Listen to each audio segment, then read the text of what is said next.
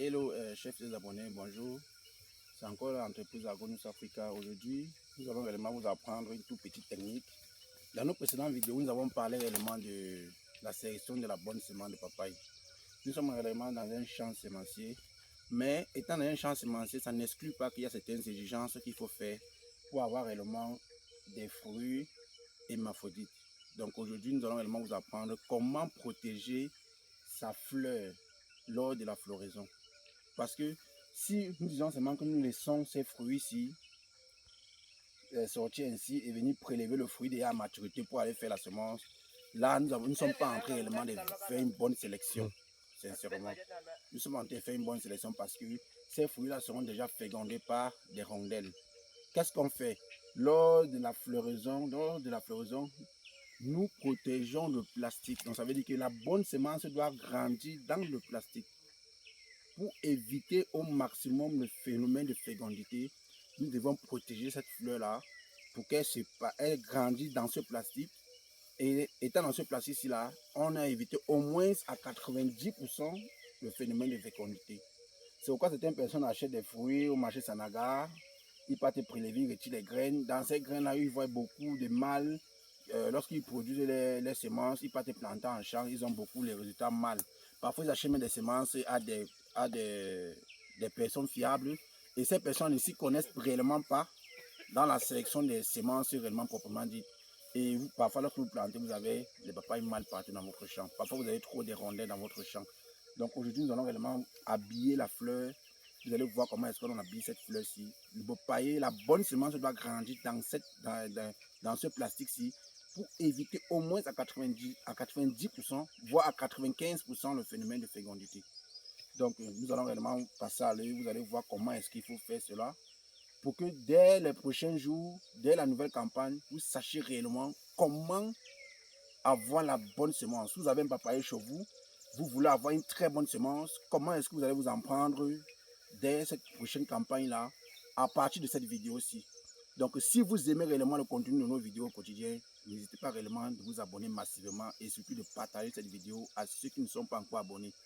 Donc, nous allons réellement passer à l'œuvre. Vous allez voir comment est-ce que je dois habiller cette fleur-ci. Cette fleur-là, elle se multiplie au moins en 2 ou à 3. Donc, ça veut dire qu'au moins 3 fruits vont progresser ici. Et c'est après réellement maturation que nous allons venir prélever. Donc, nous allons réparer ces fruits-là vont grandir ici. Et ils vont. Le rôle du plastique, c'est pour éviter à 90%, voire 95% le phénomène de fécondité. Parce que le phénomène de fécondité ne se passe pas des racines. D'un papaye à l'autre, lorsque ces racines sont déjà actives, il y a réellement des croisements qui se font dans le sol. Et ces croisements-là jouent sur les fruits. Et pour avoir une bonne semence sélectionnée, il faut protéger dès la fleur. Dès la fleur, il faut la protéger. Et après avoir protégé ça, regardez le plastique que j'utilise. J'utilise un plastique blanc pour que ça permet de laisser passer la lumière du soleil. Un plastique noir ne peut pas laisser passer la lumière du soleil. Donc, voilà ce que vous devez remarquer. Et vous devez aller sur un papayer, un jeune papayer, parce que nous sommes dans un champ sémencier, mais nous protégeons encore certains papayers pour avoir la semence sélectionnée proprement dite. Donc, passons en l'œuvre, vous allez voir comment est-ce qu'on doit protéger la fleur. Vous voyez cette fleur-ci, rapproche la caméra. Vous voyez cette fleur-ci là. Regardez cette fleur-ci, elle a écloré. Elle ne peut pas être sélectionnée parce que sûrement elle a été croisée. Donc voilà la fleur indiquée parce qu'elle n'est pas encore éclatée. Cette fleur-ci n'est pas encore éclatée. C'est elle qui est réellement sélectionnée pour être protégée. Soit celle-ci ou soit ceux qui sont encore vers le dessus. Tous ceux-ci ont déjà reçu le phénomène de fécondité. Ils sont déjà en phase de maturation. On ne peut pas la sélectionner. On doit protéger celle-ci qui ne s'est pas encore écolorée. Celle-ci a déjà été fécondée. Vous voyez comment est-ce qu'elle a été écolorée jusqu'à ce qu'elle va se former. Nous allons protéger plutôt celle-ci. Donc, si les prochains mois de cette campagne 2024, vous devez savoir réellement comment protéger la fleur lorsque vous voulez vraiment avoir vos meilleures semences. Vous avez parfois certains papayers dans votre cour, certains papayers dans votre jardin, certains papayers derrière votre maison. Sachez réellement que vous pouvez réellement faire une meilleure sélection. Vous pouvez réellement expérimenter ce que je suis en train de vous apprendre aujourd'hui pour avoir des meilleurs fruits.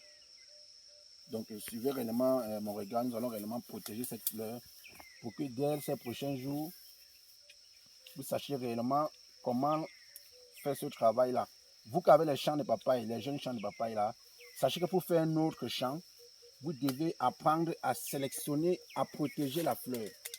Vous devez apprendre à protéger la fleur et vous devez attacher ce plastique-là uniquement pour cette fleur-là. Vous n'êtes pas obligé d'attacher pour toutes les fleurs qui sont sur le papaye. Vous devez protéger uniquement la fleur que vous avez besoin.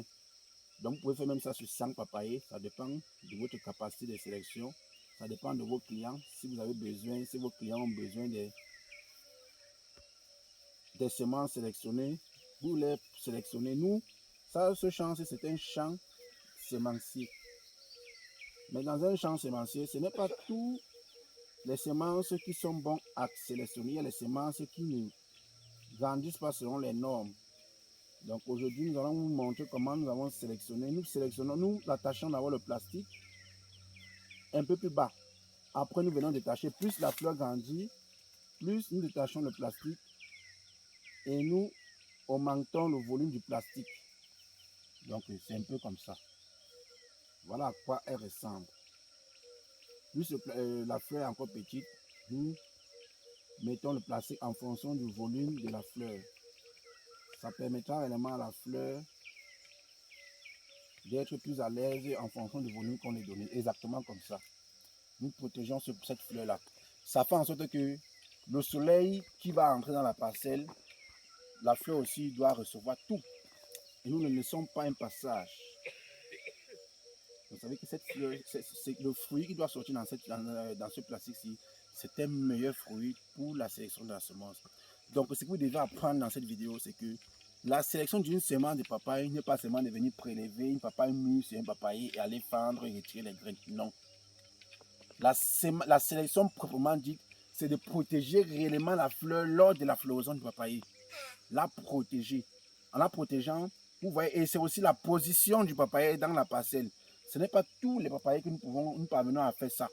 C'est pour ça que je vous ai dit tout à l'heure que dans un champ semencier, ce n'est pas tous les pieds qui sont adéquats pour sélectionner la semence. La position, où est-ce qu'il se trouve? Est-ce qu'il est à côté d'un hémaphrodite ou est-ce qu'il est à côté d'une rondelle? Vous voyez, il est à côté encore d'un hémaphrodite. Donc ça veut dire que son voisin le plus proche, c'est un hémaphrodite. Son voisin là, c'est un hémaphrodite. Viens par ici. Vous voyez que voilà un hémaphrodite, voilà un hémaphrodite devant. Donc ça fait en sorte que je suis entouré premièrement d'abord des hémaphrodites. Ça veut dire que s'il y a fécondation, je suis au moins sûr à 60% que ce sont les hémaphrodites qui peuvent croiser ce papaye ici. Mais ça n'exclut pas que je protège encore la fleur. Ça n'exclut pas que je protège encore la fleur pour avoir une semence pure. Donc, chers abonnés, nous mettons réellement de l'énergie sur le terrain au quotidien pour réellement vous apprendre certains prérequis de l'agriculture pour que vous, qui vous êtes des abonnés, vous ne tombez pas dans certains pièges lorsque vous voulez réellement vous lancer dans un champ agricole ou parfois vous voulez vous lancer dans l'élevage et tout. Donc, aujourd'hui, vous devez réellement enregistrer, maintenir, comprendre que dans la sélection pour avoir vraiment un bon champ de papaye, soit papaye solo, papaye Goliath, vous devez faire cette même procédure-ci, protéger la fleur dès la floraison. Ça vous permettra réellement d'avoir des meilleures semences, ça vous permettra d'avoir une bonne récolte parce que certaines personnes plantent parfois le papaye solo, à la fin, ils voient que c'est la papaye Goliath qui est sortie.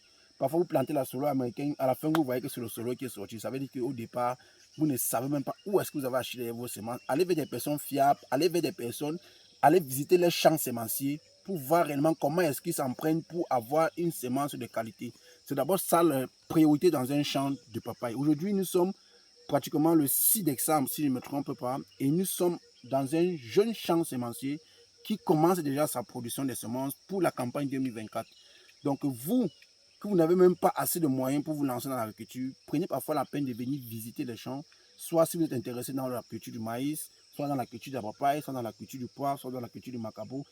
C'est le moment pour vous d'aller visiter des plantations et passer des commandes pour la prochaine campagne. Ne venez pas simplement acheter les semences au bord goudron, vous mettez dans vos voitures, vous partez planter. Non.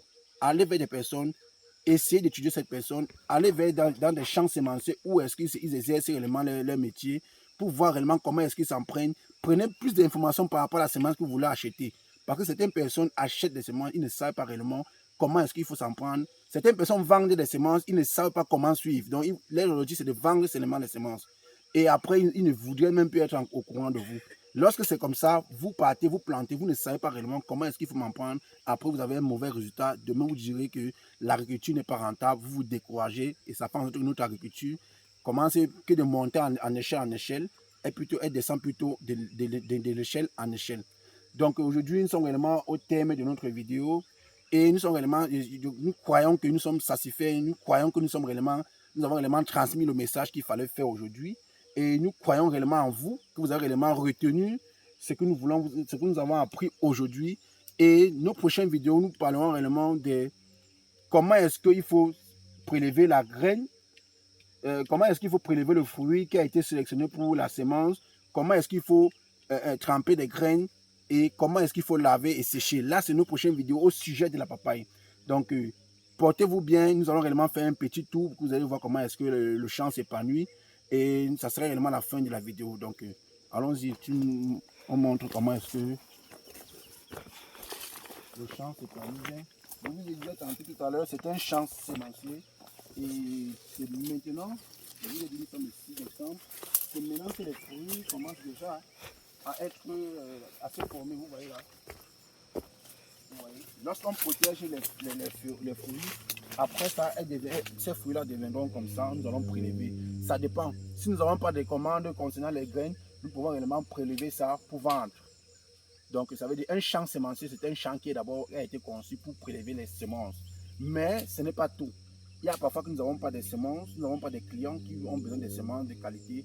Nous prélevons ces fruits-là pour mettre dans les sacs, envoyer soit au marché Fundi, envoyer soit à la gare de Nobel à Douala, envoyer soit à Santa, à Bamenda. Donc, nous avons réellement tous des grands marchés.